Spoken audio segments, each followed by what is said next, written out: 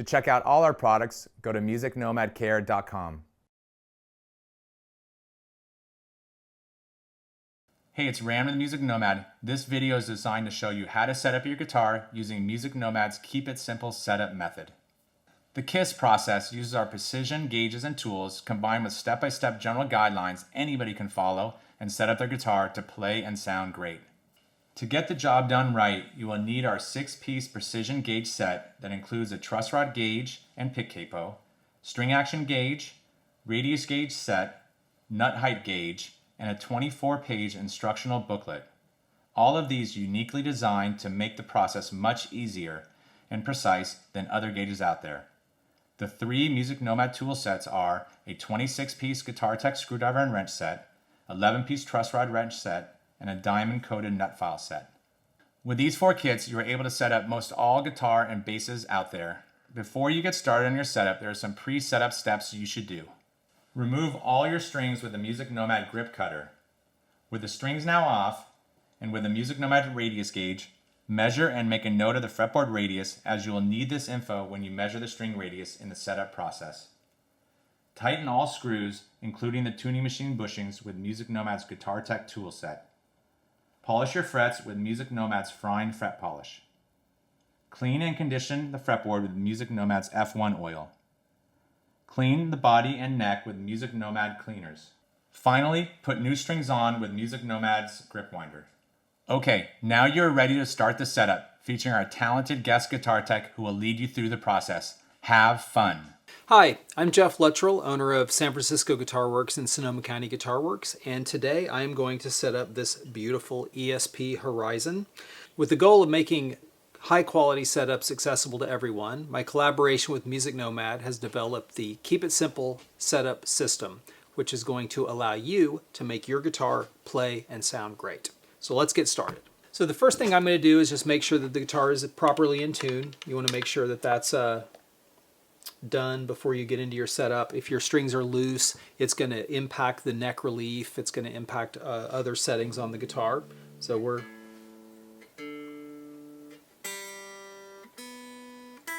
this guitar is set up in drop D tuning.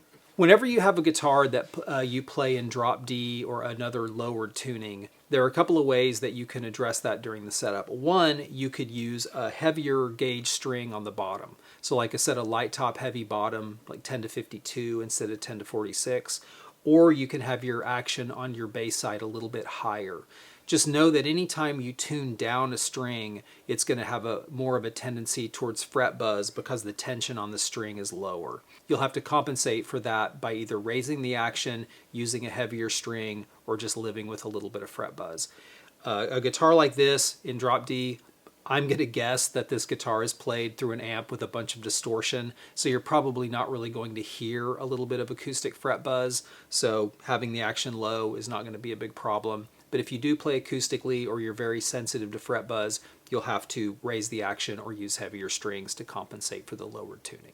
So for this guitar, we're going to use the fixed radius flow in the Music Nomad setup guide. So to use the fixed radius bridge flow, the first thing we'll do are the pre-setup steps. The second step is setting the truss rod, which sets the neck relief properly. The third step is we're going to set our bridge radius, which is setting the arc of the strings to match the arc of the frets. The fourth step is we'll set our string action, which is raising or lowering the bridge to set the action height of the strings above the 12th fret to exactly where you want that. Then we'll move to the nut. We'll cut our nut slots correctly to make sure that the height of the strings above the first fret is correct. Then we'll do our intonation, which is the process of moving the saddles back and forth to make the fretted notes play in tune with the open strings. Lastly, we'll set our pickup heights to make our pickup outputs even between both pickups. Wipe the instrument down, and you're ready to rock. We've measured the fretboard radius on this instrument, so we'll know what radius to set our bridge to when we get to that point. if you do find that you've gotten into the setup and you have your strings on and you don't want to loosen them to, check your radius with the gauge, MusicNomad does have a radius finder on the website. If we had a guitar with single coil pickups, we would lower our pickups, but this guitar has humbuckers, which have a very low magnetic pull. They don't impact the oscillation of the string, so we can leave those at their proper adjustment height through the setup if they're not in the way mechanically. So the first thing that I'm going to do is I'm going to adjust the truss rod to give the neck the proper amount of relief. So what all that means is that I am going to use the truss rod, which is a metal rod inside the guitar's neck that is fixed at one end with an anchor and has a nut on a threaded section at the other end. This guitar happens to have a headstock adjust truss rod, so the adjustable nut is at the headstock. The anchor is at the body. And what it is a metal rod that goes through the neck, and when you tighten the rod, it pulls the neck backwards against the string tension, taking relief out of the neck. When you loosen it, it lets the neck relax up, adding relief. So what relief is the amount of curvature in the neck from front to back. If you imagine the string as a straight edge, if the neck had a lot of curvature away from the string, you would say that the neck has a lot of relief. If the neck was perfectly flat, just perfectly straight like the string, you would say that it has no relief. And if the neck is bent upwards in the middle towards the string, you would say that the neck has back bow. The reason that a small amount of relief is ideal for a guitar is that the string oscillates generally in an oval pattern. It is fixed on both ends and the largest arc is in the center. So by adding a little bit of relief, a little bit of curvature to the neck, you allow some room for that string to oscillate without buzzing on the frets, and it makes for a more even action all the way up the neck. If you set your neck dead flat, you have to raise the action at the bridge in order to create that clearance, and it makes for a much higher action in the upper frets than if you have a little bit of relief in the neck. So we are going to measure that by putting the guitar in the playing position. We're going to use a couple of tools. We're going to use our MusicNomad pick capo. This is going to hold our low E string down against the first fret so we don't have to try to fret that with our hand. And that goes over the string, over the E, under the A, and over the D. Then I'm going to get my truss rod gauge, and this is a set of feeler gauges that I'll use to measure the gap between the string and the fret. And this is really cool. This has the sizes that you'll need for electric guitar, acoustic guitar, classical guitar, and bass, and not any that you don't need. It has a legend on the handle showing how to adjust your truss rod depending on the measurement that you take, and it doesn't have a bunch of oil on it like the ones you typically get at the hardware store. So it's really, really a nice little gauge. So today, for electric guitar, I'm going to use the .006 gauge, which is 6/1000ths of an inch. And what I'm measuring is I'm going to measure the amount of curvature the neck has against the string by fretting at the first fret with my pick capo. Then I'm going to fret between my 12th and 13th fret with my right hand. I'm going to measure the gap between the string and the 6th fret. And I'm going to do that by putting this gauge between the string and the 6th fret. And I'm going to push it through and see, do I have any touch? Is it a heavy touch? Is it a light touch? And I have no touch on this. So I have a little bit of a gap between the string and the gauge, which means I have too much relief. So in order to remedy that, I'm going to tighten my truss rod and take a little bit of relief out of the neck. So when you measure your neck relief, you're going to find one of three conditions. You're going to have no touch between the gauge and the string, which means you've got too much relief. You're going to have a very light touch, which means you're exactly where you want to be on the relief, or you're going to have a heavy touch where the gauge moves the string quite a bit as you put it through. On the handle of the gauge, you've got three choices here. If you have no touch, it shows to turn your truss rod clockwise to tighten it, to take relief out of the neck, to bring the string closer to the fret. If you have a light touch where the gauge just barely touches the string and the fret, you have a little happy face because that means that you're right where you want to be. And if you have a medium to high touch where it's hard to get the gauge to go through, it's moving the string out of the way, that means you're fret is too close to the string, so you need to turn your truss rod nut counterclockwise to allow more relief into the neck and create more clearance. So now I'm going to adjust my truss rod to tighten it a little bit and take a little bit of relief out of the neck. And to do that, I'll need to take my truss rod cover off.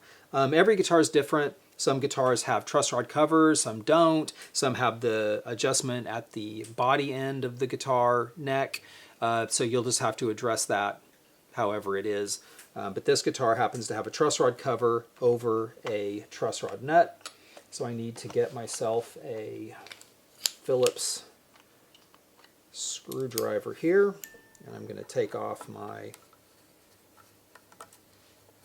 truss rod cover. You can put your screw and your truss rod cover down here in the gauge kit box. It's a good place to keep all your little parts. Now, this guitar has a single acting truss rod. There are two types of truss rods. There's a single acting and a double acting. A single acting tightens and takes relief out of the neck, but if you loosen it up and keep loosening, the nut just comes off of the truss rod and it doesn't add any more relief to the neck. A double acting truss rod, you can tighten the rod, it takes relief out, and as you loosen the rod, relief goes into the neck. But if you don't have enough relief, you keep loosening and it tightens the rod again and it pushes more relief into the neck. So I can see that this is a single acting because I can just see the truss rod right in the end of the nut. I know if I loosen this, the nut's just going to fall off, and if I don't have enough relief, that's just how it goes, and I would need to have my neck assessed for further work. This is going to use a 5/16 driver for this truss rod nut. So it goes in just like so. The strings are a little bit in the way for me, so I'm going to pull the D string out and the G out just to create a little bit more clearance for the truss rod wrench. So I'm going to tighten this a little bit by turning it clockwise, and I don't need much. It was just barely loose. So I'm going to snug that up. The truss rod turned nice and freely. It's very easy to turn, not a lot of tension on it. If you have a truss rod that is stiff, like you go to tighten it or loosen it and it just does not want to move, the best thing to do is to loosen it first so that you can break it loose, and then if you can put a little oil on it before you tighten it again, that can help. But if it's tight and you're trying to make it tighter, don't just start cranking on it. Definitely loosen it to make sure that the rod isn't frozen, so you don't break the rod. It's not that easy to do, but it's possible. So just make sure that the nut turns before you put a lot of force on it. So now that I have tightened my truss rod up just a little bit, I'm going to put my strings back into my nut slots, reinstall my pick capo, back to the playing position, my 6/1000 of an inch feeler gauge, fretted between the 12th and 13th fret, and I'm measuring at the 6th fret. Well, I went a little too far. Now I've got a heavy touch. So I'm going to want to back that off just a bit. And truss rods are all different. People always ask me, so how much do I need to turn the rod to take out that amount of relief? And it just depends on the guitar. Some truss rods like this one are very sensitive, and other ones you can turn, a quarter turn and they hardly do anything. So it's just a case by case basis, but you'll figure it out pretty quick.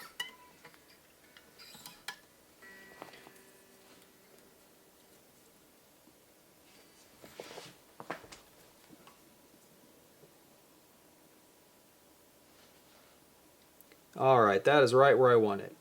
There's just I can just hear a tiny bit of drag, but I can't really see it moving the string at the 7th fret. So that relief is right where I want it at 6/1000 of an inch. You're probably wondering, why 6/1000, not 5 or 7?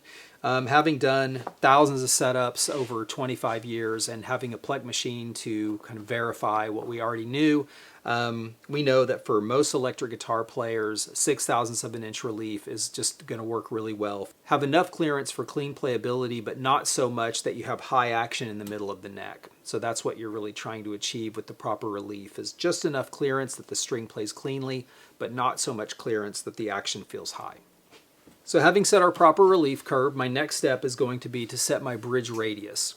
And in order to do that, I'm going to need to measure it using my radius gauge. So I've already measured my fretboard radius, and that's a 12-inch radius. So I'm going to want to match my bridge radius to that. So I'm going to see where I am, take my 12-inch radius gauge, and it's really nice, black, good contrast with the white lettering. It has a couple of reminders on here about your string radius, matching your fretboard radius. Tells you measure 1/4 inch about in front of the saddles, which is correct, and also the measuring your fretboard radius with the strings off at the last fret. So what I'm going to do is I'm going to set my 12-inch gauge just about 1/4 inch in front of my saddles, and I'm going to look down my strings and see what I've got. And what I've got is a very, very flat radius. It's probably greater than a 20-inch radius. So it's really flat. And there's 3 ways that you can help yourself to be able to see what's going on with the radius gauge.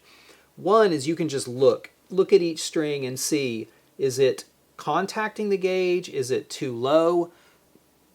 Those are really the only choices. So it's either contacting or too low. Or you can gently bounce the gauge up and down on the strings, and you can look and see which strings are moving when you do that. So for me right now, it's very easy to see that my low E is moving, but I can see that my A is not. And then I look on the other side, I can see the high E is moving, but the B is not. So I've got all 4 of my strings in the center are not moving when I do this. Lastly, you can put the gauge very lightly on the strings, and you can pluck each string and hear which ones resonate against the measuring gauge and which don't.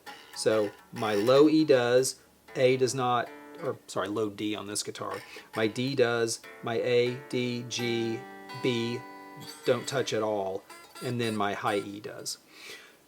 So I've got a very flat radius, so I have got some work to do on this bridge. So my first suspicion whenever I have a tune-o-matic bridge that has a very flat radius is I wonder, has the bridge collapsed?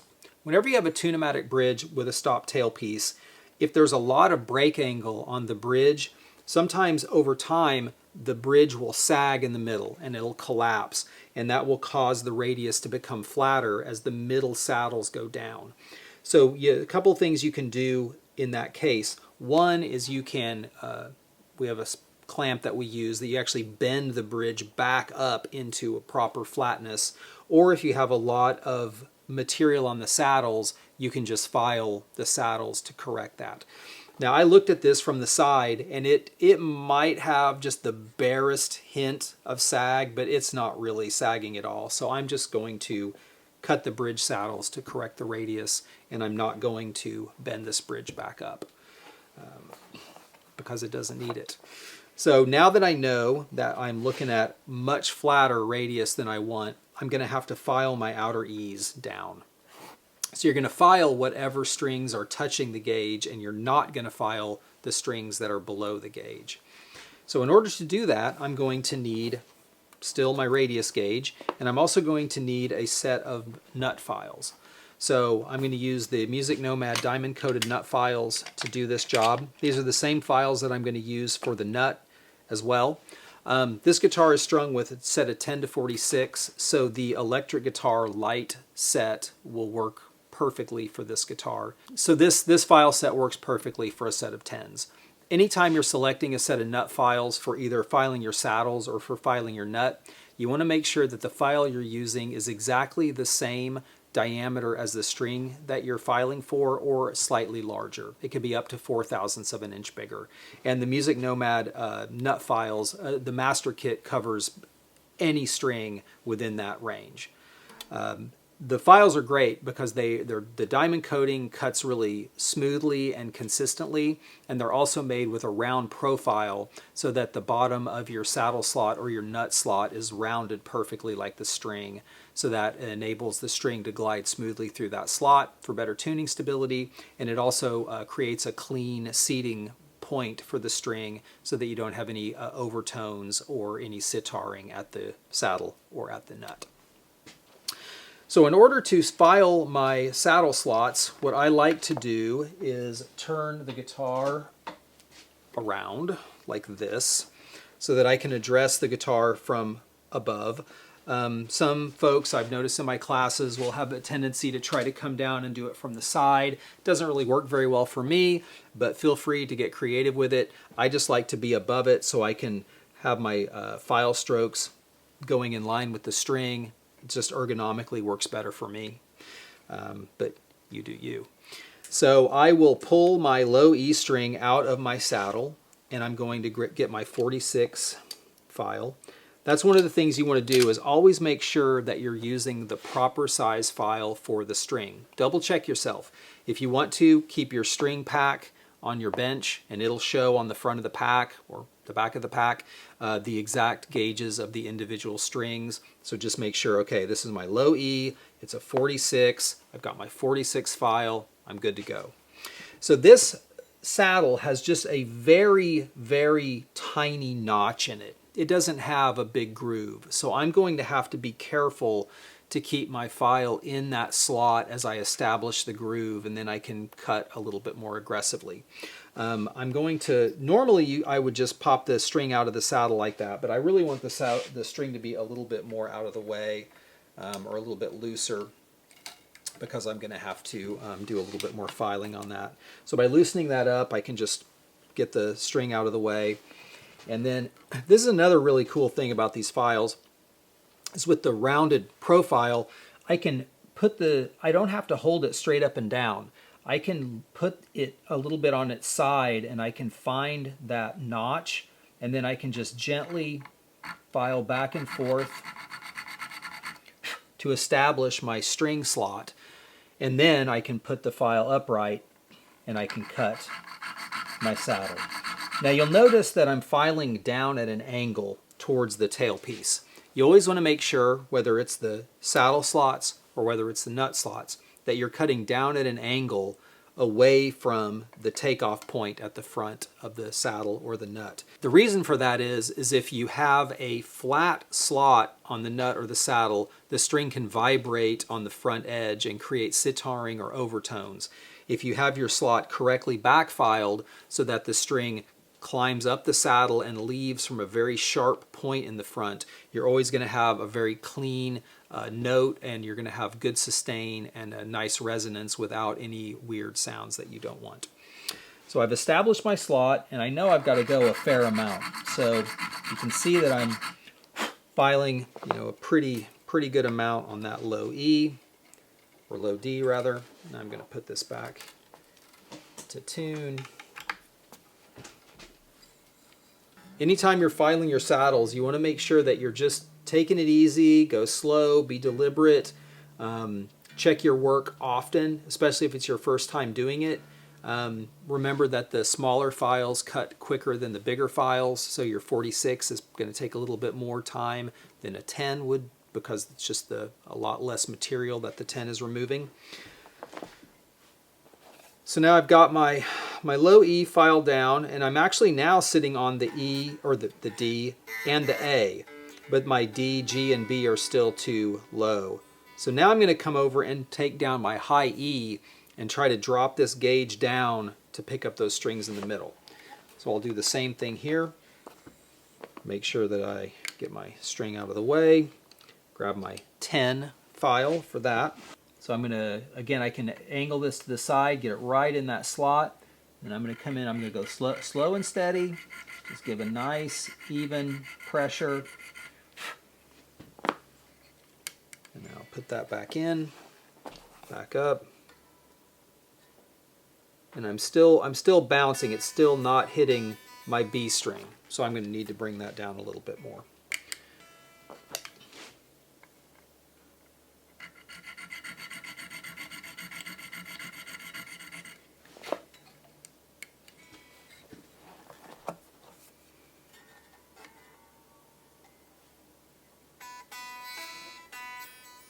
Still have just the tiniest amount to go.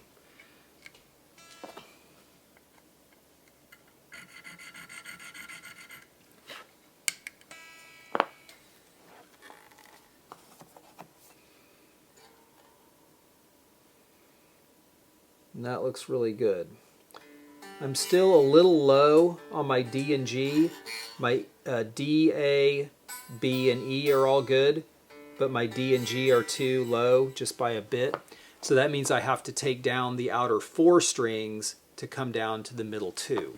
So I'm going to take my 46, 36, 13, and 10, and I'm going to file each one of those slots just a little bit and bring those 4 strings down so that my gauge will contact the 2 strings in the middle. So I'm going to take out my string there. It's my 46. It's my 36 for my A string. Get that right in the slot.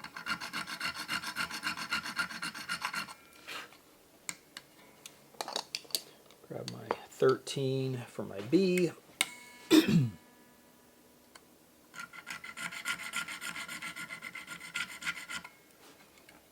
And my 10 for my high E.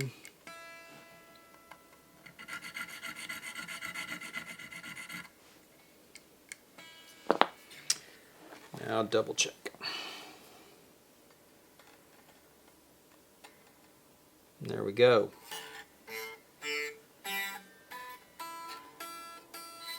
It is hitting all 6 strings perfectly. So that is my proper bridge radius, which is a 12, which matches the fretboard radius exactly. So now I'll tune back to pitch. That's going to have changed things a little bit. So with our truss rod set, proper relief curve, and our bridge radius set, we're now ready to set the action height. So to do that, I'm going to need my string action gauge. And that is this little rectangular guy. It's a really cool tool, and it's really critical for your guitar setups because you have to be able to measure your action height. And this also allows you to measure your pickup height. It has a legend on it showing recommended heights for your string action for electric guitar, acoustic guitar, and bass. On this guitar, I know that this customer wants this guitar with a low action, shredder low. So we're going to go with a standard low medium action because this is in drop D, so I want to compensate a little bit for the looseness of this low string. So we're going to set our bass string to 60 thousandths of an inch and our treble string to 50 thousandths of an inch. The gauge also has metric measurements and 64ths. A lot of acoustic players are used to hearing about their action in 64ths, so that's handy for people who are used to measuring in that scale. So looking at our legend, we'll go with 60-50 for our action height. And the way that we're going to use this gauge is along the long edge of the gauge, there are a series of numbers above a series of lines. And the numbers are 0.02 through 0.14. And those represent thousandths of an inch. So 0.02 is 20 thousandths of an inch, 0.14 is 140 thousandths of an inch. And that is how far each line is away from the bottom of the gauge. So on the side with the metric, it's similarly marked. You have a 0.5 up to 3.5, and so that's millimeters, a half a millimeter up to 3.5 millimeters. So if you're used to measuring in metric, you've got that covered as well. So now with the guitar in the playing position, I'll take my string action gauge and I'll put it behind the low D string at the 12th fret. And what I'm looking for is what line corresponds with the bottom of the string. So on this guitar, I can move this over and I can see that the bottom of the string is covering the 60 thousandths line. That means that this string is 55 thousandths of an inch away from the fret. So I want to set it to 60, so that's a little bit low. I'm going to now measure my treble string as well so I can see what I'm going to have to do to the bridge overall. I'm just going to go ahead and fret with my finger at the first fret, then I'm going to put this behind the high E string, and I am looking at about 45 thousandths of an inch on the high E. It's covering the 50 line completely, so yeah, I'm at 45. So I need to raise the bridge up 10 thousandths of an inch to bring it up 5 thousandths at the 12th fret. So in order to do that, I'm going to get myself a straight screwdriver. This has 2 ways of adjusting it, this bridge. You have thumb wheels that are down here that you can use with your fingers, or which I like this, they have a flat blade screwdriver adjustment point at the top of the bridge. So sometimes these thumb wheels can be really hard to turn, especially when they're small like this and you have a lot of downward pressure. So I have a proper sized flathead screwdriver, and I'm going to loosen these screws to raise the bridge. So what I'm doing is I'm loosening them in the buckets, and that's raising them up, driving them out of the body, lifting the bridge. So now I've raised that up a little bit. Put in my capo, and now I'm going to look and see. Okay, now I can see that the string is sitting right on top of the 60 line. So you've got your string, and just coming out from underneath it is the 60 line. So I know I'm right at 60 thousandths on the bass side, and on my treble side, I am still just a scotch low. So I'm going to take my screwdriver, turn it to the left just a little bit more, and now I am right at 50. So I am set at 60 and 50, and I'm going to need to retune the instrument because it will have gone out of tune because of moving the bridge.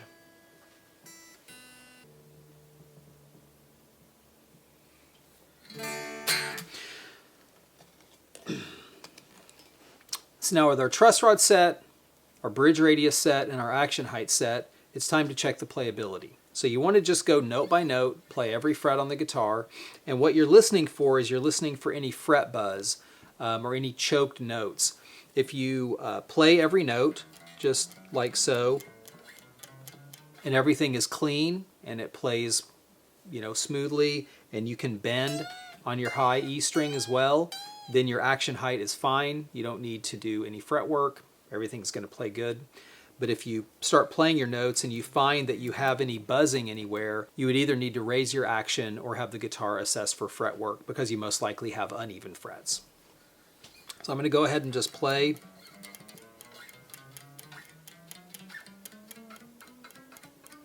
I'm just going to do every note on every string.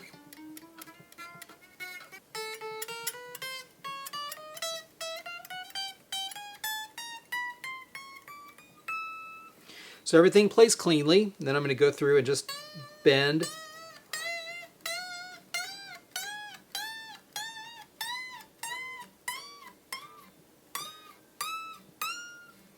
So we're good on that. Everything bends super cleanly, so this guitar will play cleanly and comfortably at 60-50 action with no fretwork. So that's great. It's a well-made instrument. After you do your test playing, if you find that you do have high or low frets that are getting in the way of clean playing at your desired action height, MusicNomad has a whole line of fret care tools that will allow you to easily assess your frets for level, and if you find that they are out, will allow you to either spot level or do complete fret level crown and polish on your instrument at home using the same types of methods that we developed for the Keep It Simple setup. So if you run into that issue, do not fear, we've got you covered. So to recap, truss rod adjustment set correctly, bridge radius, action height correctly. So now we're going to move into cutting the nut slots correctly. So the nut is just a small, very small piece of plastic or bone, and it plays a huge role in how well the guitar plays. It governs intonation at the first fret. If the nut is cut too high, then your notes in the first position are going to be sharp. If the nut slots are cut too small or too tight, then you're going to have tuning stability issues because the nut slots are pinching the strings. If the slots are not backfiled correctly, you can have sitaring or overtones on your open strings, and if the nut slots are cut too low, you will have buzzing on your first fret. So there's a lot that can go wrong with an improperly cut nut, but luckily it's not that hard to cut one correctly. So we're going to go through that right now. The first tool that I'll need is my MusicNomad nut height gauge, and this is very similar to the truss rod gauge. You have a legend on here for no touch or yes touch, so we're going to do a same type of measurement that we did on the truss rod gauge. We're going to slide the feeler gauge between the string and the fret, and it's either going to touch the string or it isn't. If it touches the string and you don't have any fret buzz when you play the open string, then you're fine. You don't have to file the slot, you don't have to do anything. If it does not touch the string, then you know that your nut slot is too high and you're going to need to file the bottom of the slot down to bring the string closer to the first fret. Like the truss rod gauge, each one of these feeler gauge leafs are marked for proper use on your electric guitar, from the E and A string down to the D and G, and then on to the high E and the B string. So we'll use the 20 thousandths of an inch gauge for our low E and A, then we'll use our 18 thousandths gauge for the D and the G, and the 16 thousandths gauge for the B and the E. If you have, like this guitar is drop D tuning with a 46, so that's going to be a little bit prone to buzz, but 20 thousandths should still be fine for that string measurement. But just keep in mind that if you do play with really light strings at a drop tuning, you might need to bump up one gauge from these if you're finding buzzing at this spec. It just all depends on the strings. But any set, 9s, 10s, 11s, at standard tuning, this is going to be a great spec. It's going to work really well for you. But just know that if you deviate a lot in gauge or tuning, you might need to raise your action a little bit at the nut in order to create a clean note on the open string. So I'll put my guitar in the playing position, and I've got my 20 thousandths of an inch gauge, and I'm going to take this and put it between the string and the first fret. And I have got some room. Not a lot, but I definitely have some room there. So I'm going to need to cut that slot down a little bit to bring the string closer to the fret. So with the drop D tuning, it would be fine to leave it at this height. I mean, I'm not getting any fret buzz at all, so it's certainly at a safe spec. But I'm going to go ahead and take it down that extra 2 thousandths of an inch. I think it's going to play fine even at 20. So give the customer a little bit easier action in the first position. I think it's going to be clean. So in order to do that, I will take my string out of the slot. If you have a guitar that has a Gibson style headstock, like this Horizon is similar, if the string is going to lay on the corner of the headstock when you have the string out of the nut, be sure and slack the string so that you don't mar the corners of your nut. I see a lot of Gibsons that come in that the finish is all chewed up there because people have taken the strings out without loosening them. So again, just like with the saddles, make sure you know, okay, this is my low string, it's a 46th thou, I'm going to use my 46th thou file, got it right here, make sure you're using the right one. And I'm going to come over and put this into the slot, just like I did in the saddles, and I'm going to angle the file down a little bit towards the peg head, and I'm just going to give it a couple of quick files. Now I could feel this is kind of binding, so I know that this slot is a little bit tight. So I'm going to start by just very lightly filing until I can feel this going through smoothly, like it just did. It just went from being really tight to really smooth. And I'm going to go ahead and check my measurements now, because I know that I did remove some material. Making sure that the slot, making sure that the nut file goes smoothly through the slot will ensure that your string tunes smoothly and stays in tune. So now here we are. And that was just all it needed. All it needed was just to have that slot brought to the proper profile, and you're good, and you have no fret buzz, same as we had with at 22. So now we're at spec. The file has made the slot the proper profile, and this string is good. So now I'll move over to my A string, and I'm going to come under the D, and then I'm going to just put the end of the gauge right under the A, and it is definitely not too high. I can see it barely moving the string at the second fret, so it's probably at 19 thousandths of an inch or something like that. We engineered in a little bit of cushion on these measurements, so if you find that you've gone just a tiny bit too low, you're probably not going to have any fret buzz, so don't worry. But definitely try to hit it right on spec, and I can check my string to make sure that I don't have any buzz, and I don't. So we're good on that. So now I'm going to move over to my 18, which is marked D and G on guitar. It's also marked 0.45 millimeters if you're reading in metric. That's on there as well. Then I'm going to come under my E and A, or my D and A on this guitar, and I definitely am not too high on the D string. I can see it moving the string probably 2 to 3/1000ths of an inch. So I'm going to just check my D and make sure they don't have any buzz. I'm hitting that string really hard and I have no fret buzz, so I'm not going to worry about it. And it's not so low that it feels weird. You know, if it was down to 10/1000ths or lower, it would be buzzing, so that would be a problem. But it would also feel strange going from string to string. So it's definitely going to pass. So now we'll come in from the high side to measure my G.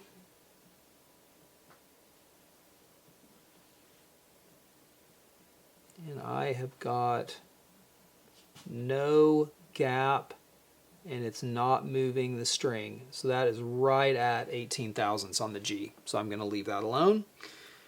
I'm going to move over to my 16, come in under here. And now it looks like, yeah, I've got a tiny bit of space on that. And measuring my high E, I've got a little bit of space on that too. So I'm going to bring down my B.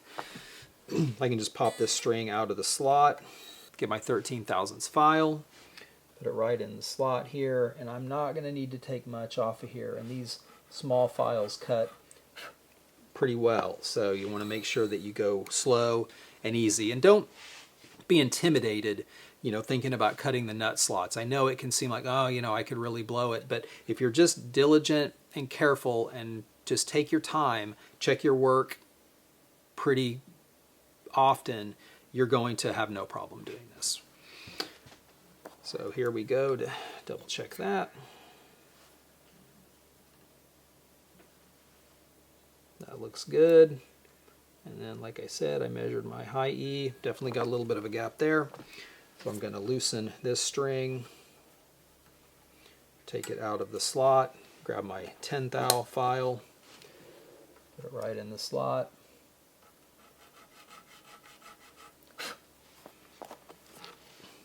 And remeasure.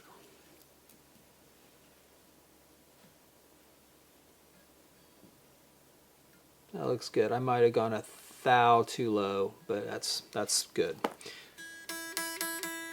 No buzz, so we're in good shape. Just make sure I'm back in tune for my next step. Truss rod adjustment done. Bridge adjustment, radius and action height done. Nut slots cut correctly. Our next step is setting the bridge intonation. The process of intonation is moving the saddles back and forth to make sure that your fretted notes play in tune with your open strings.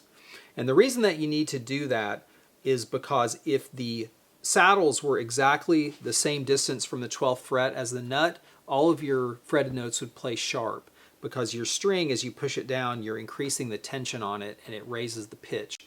So to compensate for that pitch raise, you lengthen the scale of the instrument to make those fretted notes play flatter, thus be in tune with the open string. The way that that gets done is there's a screw here on the front of this bridge. Depending on how your guitar was put together, the screws might be on the back, but this happens to be on the front. And they are threaded into the saddle. So if you loosen the screw, the saddle moves backwards. If you tighten the screw, the saddle moves forward. So when you're setting your intonation, you pluck your open string, make sure it's perfectly in tune, then you fret your 12th fret and you play the note.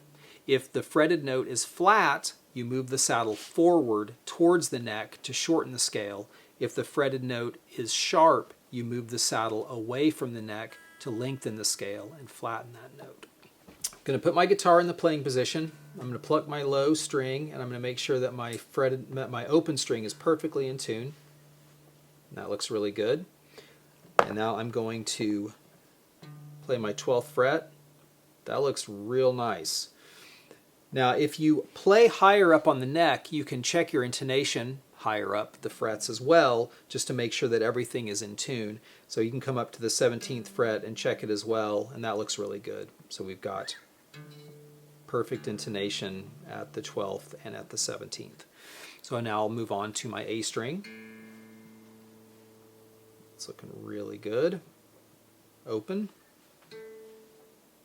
Tiny bit flat at my 12th fret. Flat at my 17th. So I'm going to need to shorten the scale to sharpen the note. So I'll take my screwdriver, and I'll need a Phillips head for that. And this pickup is going to get in the way of my screwdriver, so I'm going to go ahead and lower the pickup down a little bit just to get it out of the way. And also it tilts a little bit on its spring, so that shouldn't be too much of a problem. So my fretted note was flat, so I need to move my saddle forward. I move the string out of the way to get clearance from my screwdriver, and now I'm going to tighten the screw, which is going to drive it into the saddle, pulling the saddle forward. So I'm going to do a few turns just to move that forward. Put my string back in, make sure I'm still at pitch. Looks good. That's a little sharp. There we go. Perfect. 17th. Perfect. So now onto the D string.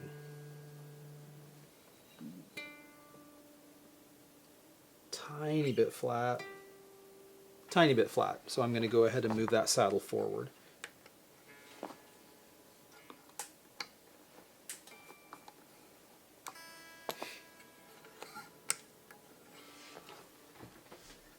Recheck my open string.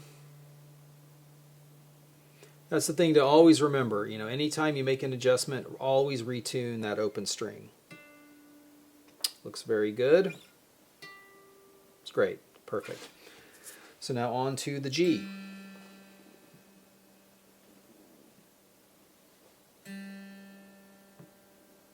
Looks good.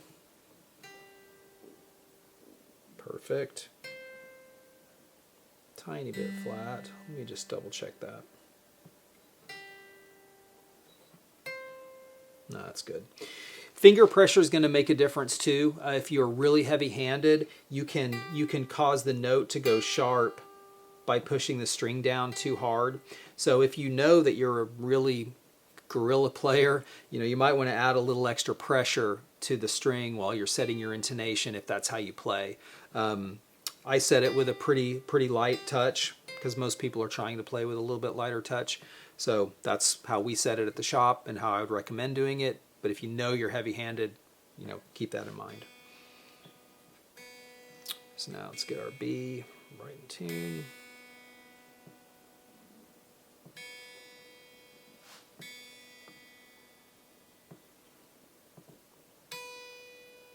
Tiny bit flat. Tiny bit flat. Same thing. Let's move that saddle forward just a bit.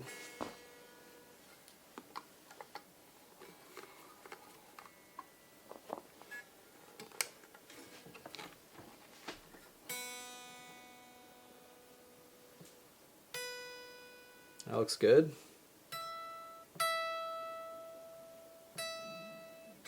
Double check my open. Still a little bit flat on that E up there. Bring it forward another half turn. Your saddle movement affects the notes higher up the neck more than it does the notes lower down the neck. So if you find that your 12th fret is right on the money, but you play really high up the neck and you check your intonation up here and it's out, try to get the higher intonation to be correct. And you may find that you did not mess up your 12th fret intonation. So you can always mess around. That's the good thing with intonation. You're just moving the saddles. You're not cutting anything. You can't mess anything up. You might have to go back and forth a little bit, but you can always experiment. Okay, that looks good. Now let's do our high E string.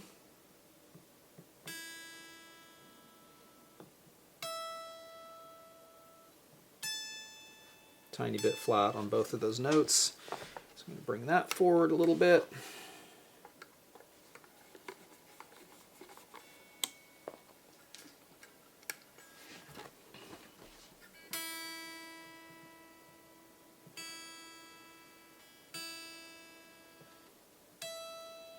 Looks good.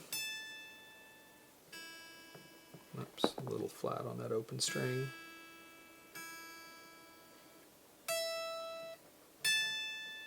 Still a little flat on that A. I'm going to bring that forward just a tick more.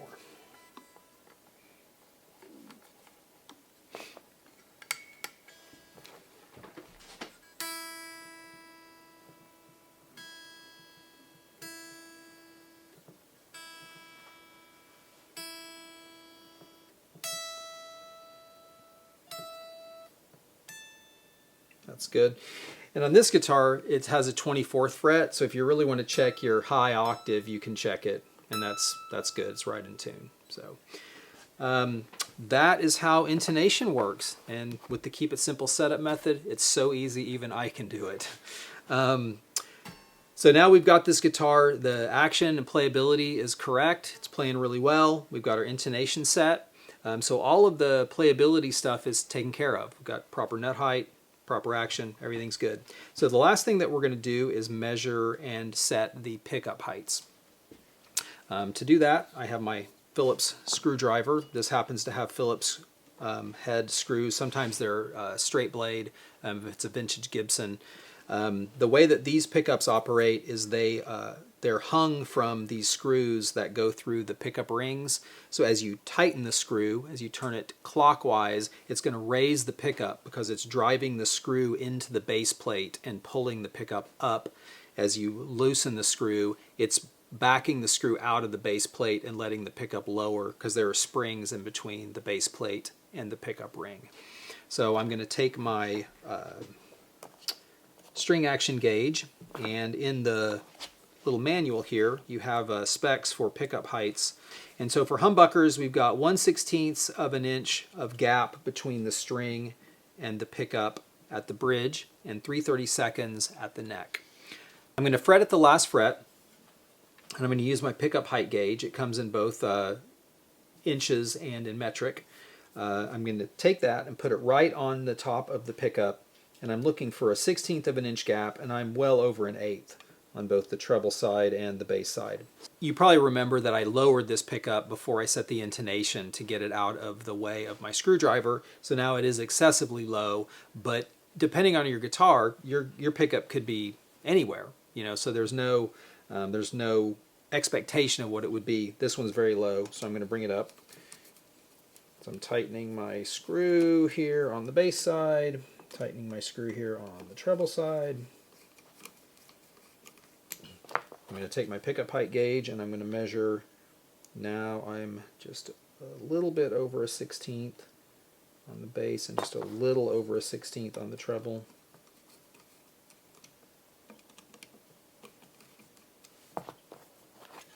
So now here we go, right at a 1/16, right at a 1/16. So now come up here to my neck pickup, and I'm not quite at 332. I'm a little bit shy, so I'm going to drop that pickup down just a bit.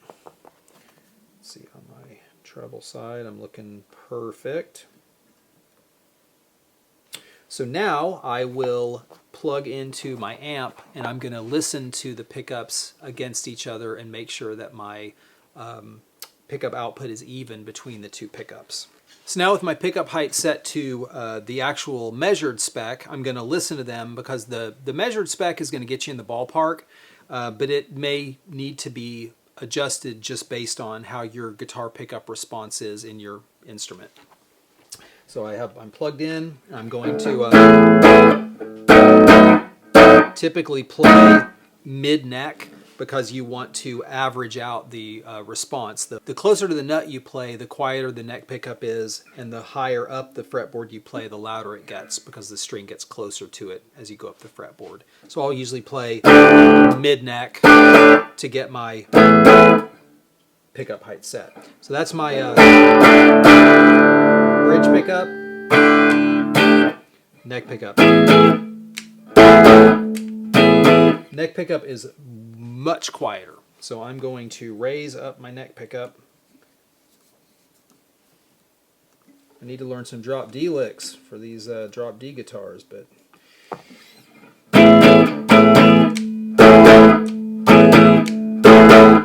this is just kind of a soft sounding neck pickup, but I am going to bring it up just a tick more.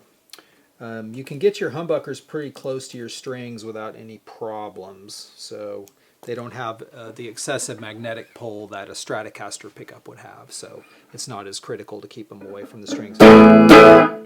That's much better.